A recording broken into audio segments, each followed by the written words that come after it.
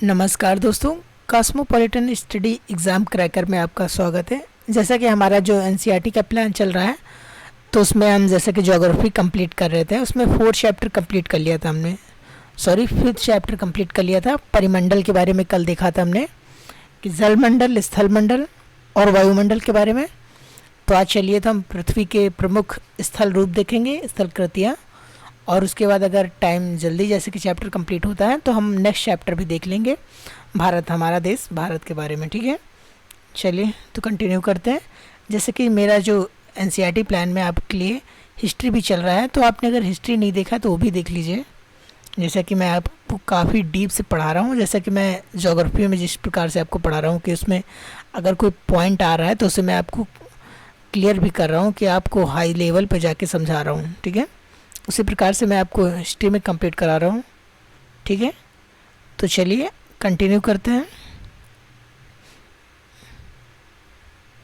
पृथ्वी के प्रमुख स्थल रूप। ठीक है, जैसा कि मेरा मेनली जो फोकस है कि आप 6 क्लास के एनसीईआरटी 1 डे में क्लियर कर पाएँ। 1 डे में आप पढ़ने बैठे और आप कंप्लीट एनसीईआरटी का जो कोर है वो आप समझ जाए, और आपका 1 डे में 2 से 3 आवर में कंप्लीट आप 6 क्लास एनसीईआरटी रिवीजन कर लें। और इसी प्रकार से आप 7, 8, 6, 7, 8 कंप्लीट आपकी, अगर आप 1 डे में बैठते हैं तो 5 आवर में कंप्लीट आप पढ़ लें, और इजली आपको सारे जितने कॉन्सेप्ट हैं समझ में आ जाए। मेरा फोकस पॉइंट जो है इस बात पे, तो इसलिए मैं आपको वही पढ़ा रहा हूँ, और वही मेनली मैं हाईलाइट वही पॉइंट करता हूँ जो पॉइंट आपके लिए इम्पोर्टेंट होते हैं, जो आपको पढ़ने होते हैं। ठीक है, और जो पॉइंट मैं हाईलाइट नहीं कर रहा हूँ उस पर आपको ध्यान नहीं रखना है। ठीक है, और पीडीएफ के लिए मेरा टेलीग्राम चैनल फॉलो कर लीजिए, तो वहाँ आपको ये पीडीएफ मिल जाएगी। ठीक है, जैसे कि मेनली आप डाउनलोड भी कर सकते हैं एनसीईआरटी 6 क्लास की, तो आप डाउनलोड कर सकते हैं, या आप मेरा चैनल फॉलो कर लीजिए, टेलीग्राम चैनल फॉलो कर लीजिए, और वहाँ से आपको मिल जाएगा पीडीएफ। ऐसे कि उस पर मेरे जो हैंड रिटन में कुछ पॉइंट लिखता हूँ तो वो भी आपको मिल जाएंगे। ठीक है, तो कंटिन्यू करते हैं।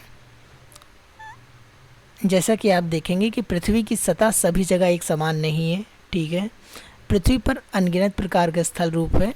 स्थल मंडल के कुछ भाग ऊंचे नीचे तथा कुछ समतल हैं। जैसे आप देखते हैं बहुत से चेंजेस हैं, कहीं आप पहाड़ देखते हैं, पठार देखते हैं, कहीं आप स्थल रूप में देखते हैं कि रेत है।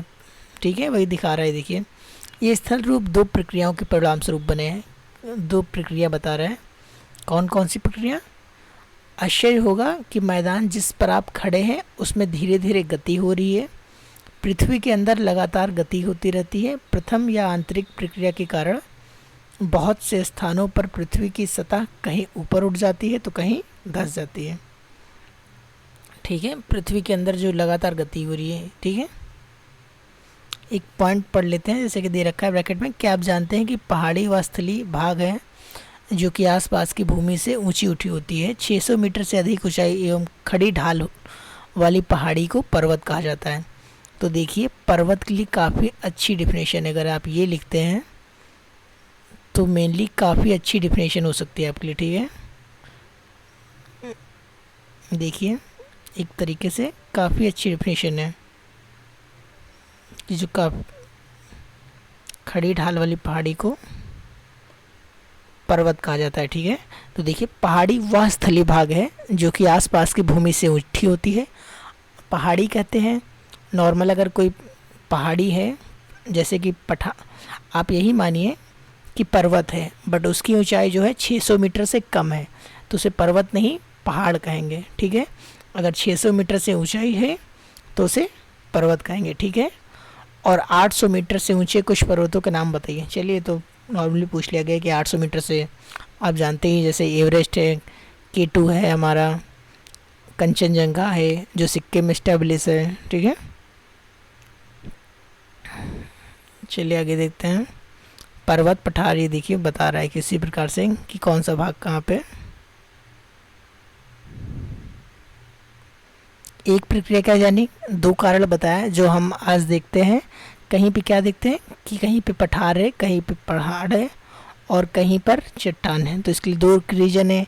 एक क्या? एक पृथ्वी की अंदर गति हो रही है, जो देखिए ये आपको, जैसा कि मैं रिटर्न नहीं करूँगा, आपको सिर्फ दिखा दूँगा। पृथ्वी के अंदर लगातार गति हो रही है, तो पृथ्वी की जो अंदर गति है उसके कारण आंतरिक प्रक्रिया में बहुत से स्थान पृथ्वी की सतह पर कहीं ऊपर उठ जाते हैं। ठीक है, तो फर्स्ट रीजन ये हो गया। और सेकंड रीजन देखिए नीचे बताया गया है, दूसरी बाह्य प्रक्रिया स्तर के लगातार टूटने से, जैसे कि आप देखते हैं अपरदन होता है, या आप हिम जैसे कि कहीं अगर आइसेस में देखते हैं, आइस में देखते हैं तो आइस का विखंडन हो रहा है, जैसे कि हिम सेल टूटने की न्यूज़ आप देखते ही रहते हैं कि अभी आप नज़दीक में अभी A4 नाम से कोई हिम सेल टूटा था हिम का, उसका आकार जो है एक क्रिकेट स्टेडियम एक फुटबॉल स्टेडियम के बराबर है। उसका नाम क्या है वो आप कमेंट कीजिएगा। ठीक है,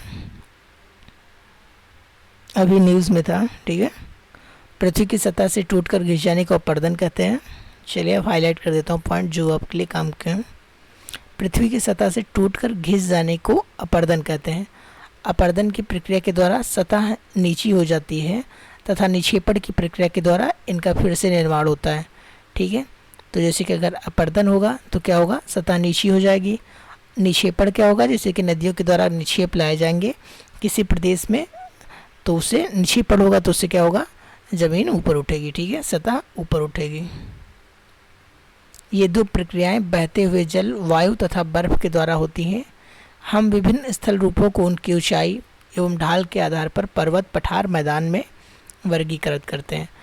तो क्या कंडीशन है कि हम किसे पर्वत कहेंगे, क्यों पठार कहेंगे, क्यों मैदान कहेंगे, तो उसके लिए कंडीशन बताई गई है। जैसे कि आप देखते हैं कि राष्ट्रपति बनने के लिए क्वालिफिकेशन क्या है, या राज्यपाल बनने के लिए क्वालिफिकेशन क्या, एबिलिटी क्या होनी चाहिए, कंडीशन क्या है। ठीक है, तो उसी प्रकार से बताया जाएगा यहाँ पे कि पर्वत, पठार और मैदान के लिए क्या कंडीशन है। ठीक है, पहले पर्वत के लिए बता रहे हैं। पर्वत पृथ्वी की सतह की प्राकृतिक ऊंचाई है। पर्वत का शिखर छोटा तथा आधार चौड़ा होता है या आसपास के क्षेत्र से बहुत ऊंचा होता है। ठीक है, देखिए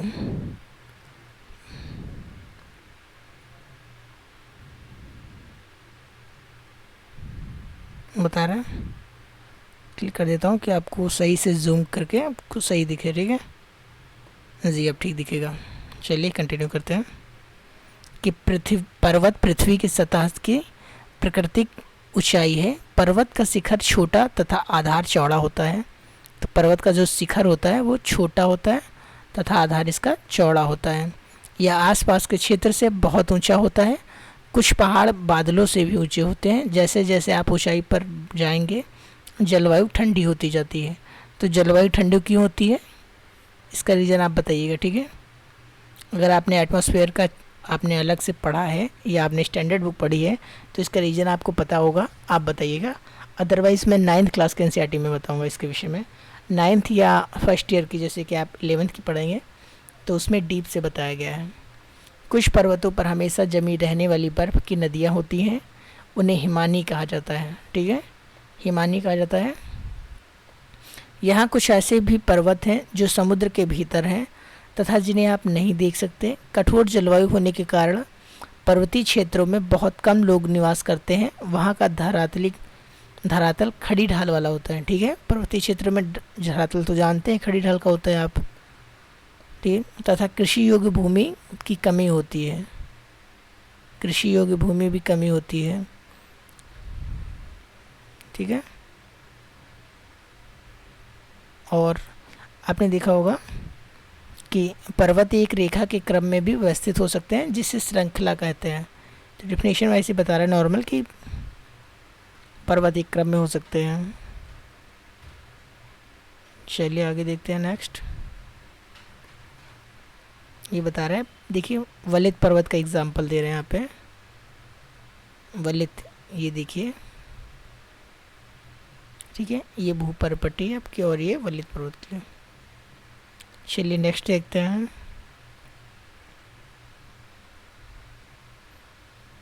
कहा जाता है बहुत से पर्वतीय तंत्र समांतर श्रृंखलाओं के क्रम में होते हैं जो सैकड़ों किलोमीटर में फैले होते हैं। हिमालय, आल्पास, एंडीज क्रमशः एशिया, यूरोप तथा दक्षिण अमेरिका की पर्वत श्रृंखलाएँ। तो ये आपको पता होगा, बट आप ये पॉइंट हाईलाइट करके रिटर्न कर लीजिएगा। ठीक है, नॉर्मल पॉइंट है कि हिमालय, जैसे कि आप जानते ही हैं, हिमालय और अल्पास कहाँ पाया जाता है, दक्षिण अमेरिका, यूरोप में, ठीक है। और जैसे कि एंडीज़ पाया जाता है दक्षिण अमेरिका में, ठीक है। पर्वत की ऊंचाई एवं आकार में भिन्नता होती है। पर्वत 3 प्रकार के होते हैं। तो देखिए यहाँ पे पर्वत का डिवाइडेशन बताया गया है कि वलित पर्वत, भ्रंशोद पर्वत तथा ज्वालामुखी पर्वत। Fold mountain, block mountain and ज्वालामुखी कुंड से भी आप ज्वालामुखी कुंड को ज्वालामुखी पर्वत, वल्केनो माउंटेन, ठीक है। हिमालय तथा अल्पास जो होते हैं, एग्जाम्पल भी दिया है, हिमालय तथा अल्पास जो है वलित पर्वत हैं, ठीक है, जिनकी सतह ऊबड़ खाबड़ तथा शिखर शंक्वाकार है। जैसे कि शिखर आप देखते हैं कैसा है, शंक्वाकार। हिमालय का शिखर आप देखेंगे तो ये आपका ये शिखर है हिमालय का, ठीक है, शंक्वाकार है, ठीक है। भारत की अरावली श्रृंखला जो है विश्व की सबसे पुरानी वलित पर्वत श्रृंखला है। अपरदन की प्रक्रिया के कारण यह श्रृंखला घिस गई है। उत्तरी अमेरिका के अपलेशियन तथा रूस के यूराल पर्वत गोलाकार दिखाई देते हैं एवं इनकी ऊंचाई कम है। यह बहुत पुराने वलित पर्वत हैं, ठीक है। उत्तरी अमेरिका के अपलेशियन तथा रूस के यूराल पर्वत, तो आप ये देख लीजिएगा मैप में, आप देखिएगा कि उत्तरी अमेरिका का अपलेशियन पर्वत कहाँ पड़ता है। जैसे कि मैंने उसमें आपको, मुझे अभी भी याद है कि मैंने आपको 2nd या 3rd क्लास में इसके बारे में बताया था। जैसे कि अभी प्रीवियस ही क्लास में बताया था कि अपलेशियन प्रदेश कहाँ पड़ता है, ठीक है। मैंने अपलेशियन बताया था कहाँ पड़ता है, और यूराल पर्वत आप देखिएगा, ठीक है। इसकी ऊंचाई से कम है। यह पर्वत जो है पुराने वलित पर्वत हैं, ठीक है। आपने पहले देखा जो आपने हिमालय अल्पास देखे वलित पर्वत हैं, ठीक है। उसके बाद आपने देखा जो वलित पर्वत हैं ये नवीन वलित पर्वत हैं, ठीक है। अपरदन की प्रक्रिया के कारण श्रृंखला घिस गई है।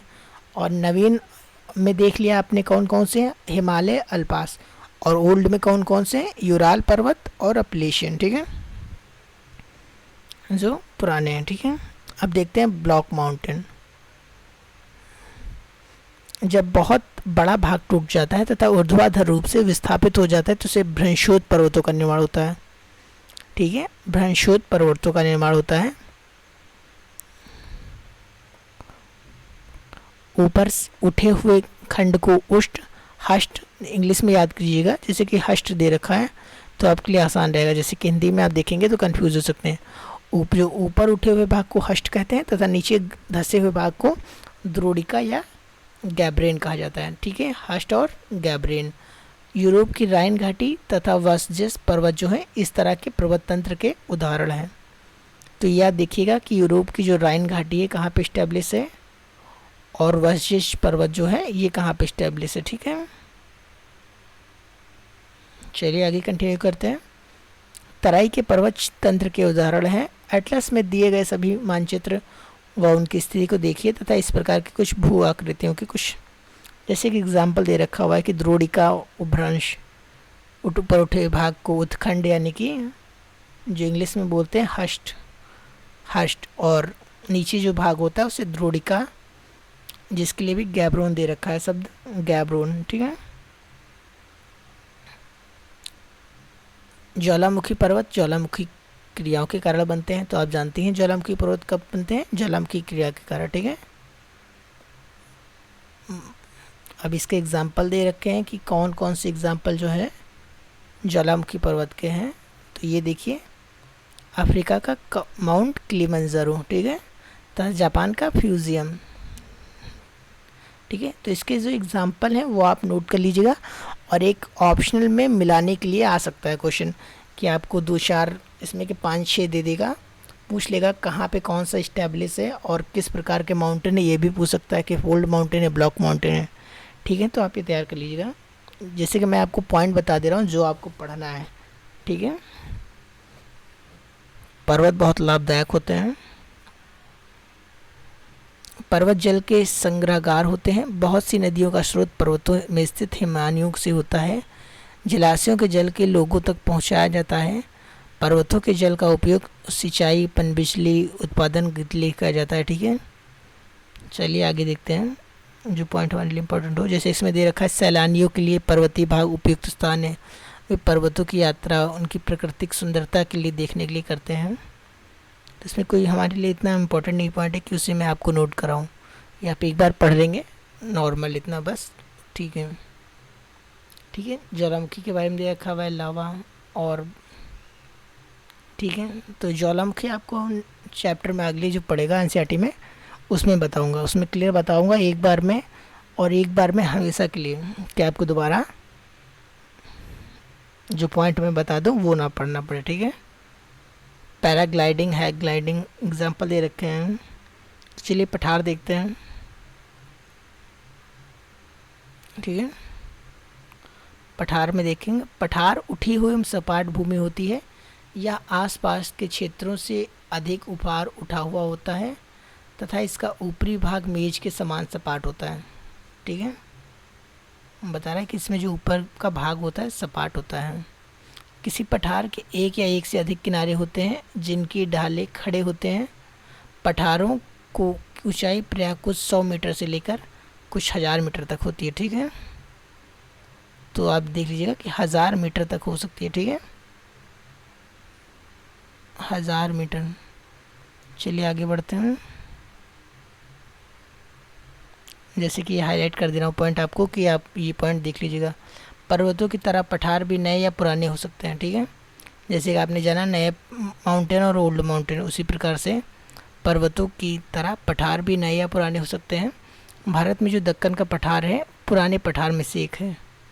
तो भारत का जो दक्कन पठार पाया जाता है ये बहुत पुराने पठारों में से एक है, ठीक है। केनिया, तंजानिया तथा युगांडा का पूर्वी अफ्रीका, ठीक, एग्जाम्पल दे रहा है जिससे कि पता चला है हमें कि कहाँ पे क्या एस्टेब्लिश है, ठीक है। केनिया, तंजानिया, युगांडा का पूर्वी अफ्रीका पठार एवं ऑस्ट्रेलिया का पश्चिमी पठार, ठीक है। चलिए आगे देखते हैं। तिब्बत का पठार जो है विश्व का सबसे ऊंचा पठार है।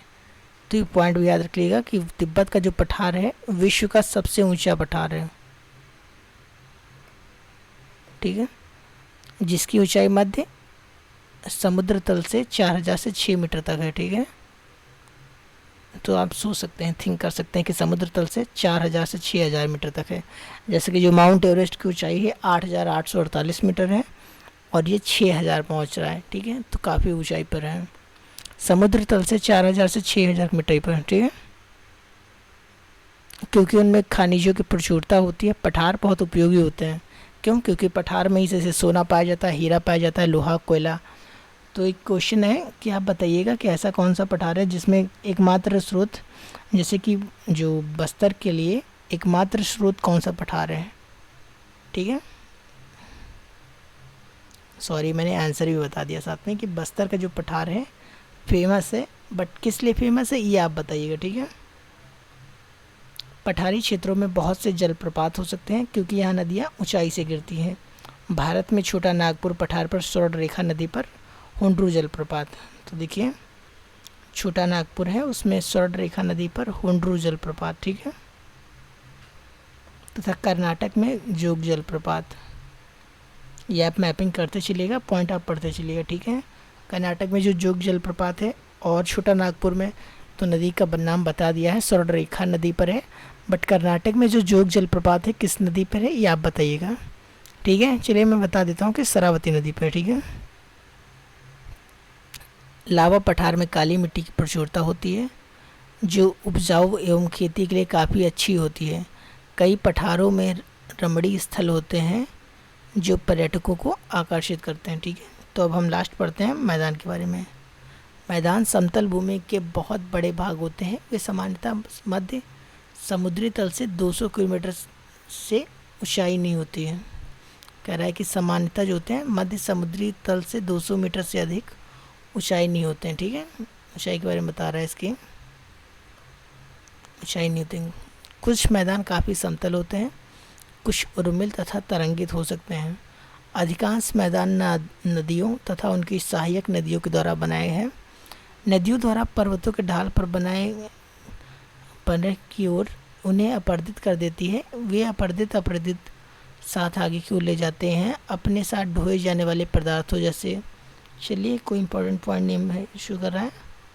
सामान्यतः मैदान बहुत अधिक उपजाऊ है, यह परिवहन के साधनों का निर्माण करना आसान होता है, इसलिए ये मैदान विश्व के सबसे अधिक जनसंख्या वाले भाग होते हैं। ठीक है, तो देखिए जैसे बता रहा है मैंने, ये एनसीईआरटी फैक्ट बता रहा है कि सबसे अधिक जनसंख्या वाले भाग होते हैं। नदियों के द्वारा बनाए गए कुछ बड़े मैदान एशिया, ठीक है, चलिए आगे देखते हैं।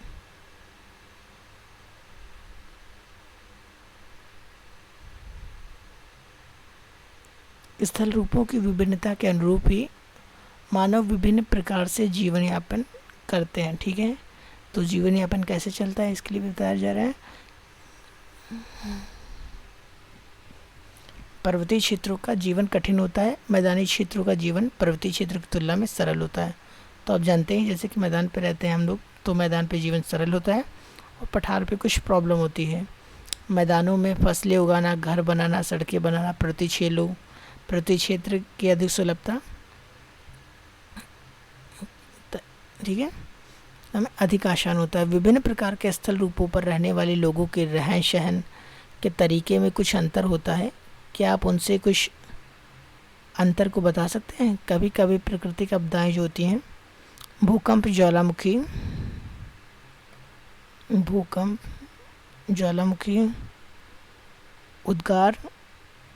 उद्गार तूफान या बाढ़ बहुत विनाश कर देते हैं। ठीक है, बारे में बता रहे हैं। इन आकस्मिक घटनाओं के बारे में जागरूकता पैदा करके हम इनमें आने वाले खतरों को कम कर सकते हैं। ठीक है, तो जैसे कि इसी पर करंट में इसी पर वर्क किया जा रहा है कि हमें वार्निंग पहले ही मिल सके कि अगर कोई ऐसा प्रॉब्लम आने वाली है, तो इसके लिए एक ऐप लॉन्च किया गया है। ठीक है, तो बताइएगा ऐप का नाम क्या है और किस स्टेट ने लॉन्च किया है। हम कितने तरीक़ों से जल एवं स्थल को उपयोग में ला सकते हैं, इसका पता करने के लिए हमारे आसपास के क्षेत्र से लगा सकते हैं। प्रेम स्थल का उपयोग गलत तरीके से करते हैं, जैसे उपजाऊ भूमि पर मकानों का निर्माण करना। तो देखिए रॉन्ग है, जैसे कि उपजाऊ भूमि पर आप मकान का क्यों निर्माण कर रहे हैं जबकि वो उपजाऊ भूमि है। इतनी बंजर भूमि, देखिए जो बंजर भूमि को कृषि योग्य बनाने का लक्ष्य रखा गया है, तो कितनी भूमि इसके अंदर कहा गया है कि इतनी भूमि को 2022 के एंड तक कृषि योग्य बना देंगे, घोषणा की गई थी। तो आप बताइएगा कब तक के लिए। ठीक है, चलिए चित्र के बारे में बता रहे हैं, ये हमारे लिए नहीं,